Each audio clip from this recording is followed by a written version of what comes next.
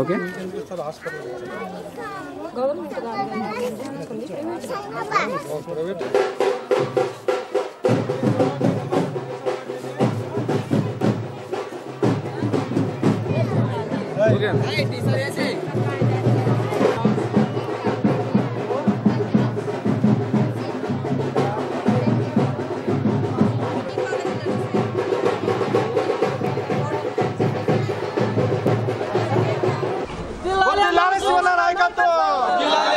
గడప గడపకి వైఎస్ఆర్ బ్రహ్మాండంగా జరుగుతూ ఉంది.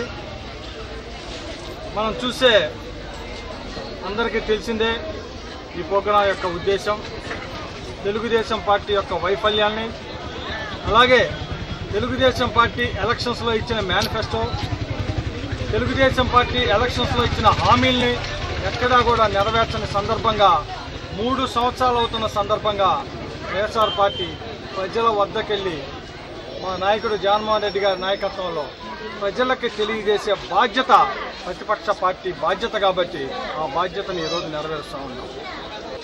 ఏమని అంటే సన్ రైజ్ సిటీ అంట. అవును, నిజమే. ఆయన కొడుకు లోకేష్ ఆయన సన్ రైజ్ అయ్యాడు కానీ ఈ ఆంధ్ర రాష్ట్రం రైజ్ అవలా. ఆయన కొడుకు మంత్రి పదవి ఇప్పించుకున్నాడు, ఆయన కొడుకు ఉద్యోగం ఇప్పించుకున్నాడు. ఈరోజు బర్రి తెగించి లోకేష్ మాట్లాడుతూ ఉన్నాడు.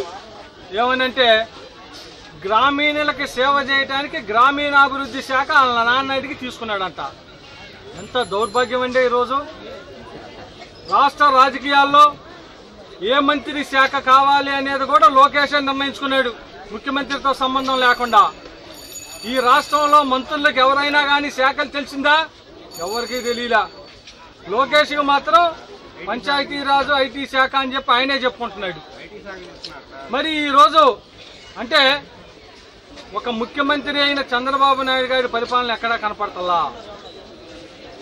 షాడో ముఖ్యమంత్రిగా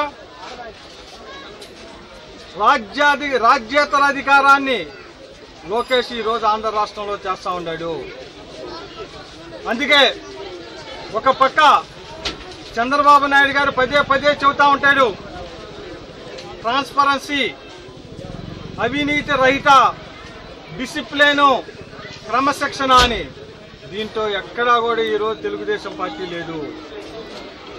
ఈరోజు చూస్తే ఈ ఆంధ్ర రాష్ట్రంలో ఏ కేబినెట్ ఉందో కూడా తెలియకుండా పోయింది జనానికి.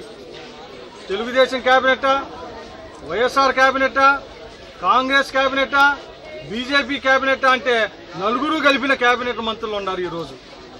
ఇలాంటి పరిస్థితుల్లో ఆంధ్ర రాష్ట్ర రాజకీయాలు జరుగుతూ ఉన్నాయి. మరి ఈరోజు చూసే మనం చంద్రబాబు నాయుడు గారి పరిపాలనలో ఏ వర్గము, ఏ ప్రజలు, ఏ పని చేసుకునే ప్రజల దగ్గర నుంచి చదువుకొని ఉద్యోగం చేసుకునే వరకు అందరూ, సామాన్యుడి దగ్గర నుంచి పై స్థాయి అధికారి వరకు ఎవ్వరూ కూడా ఈ ప్రభుత్వం మీద సంతృప్తికరమైన అభిప్రాయాన్ని వెల్లబెట్టకుండా.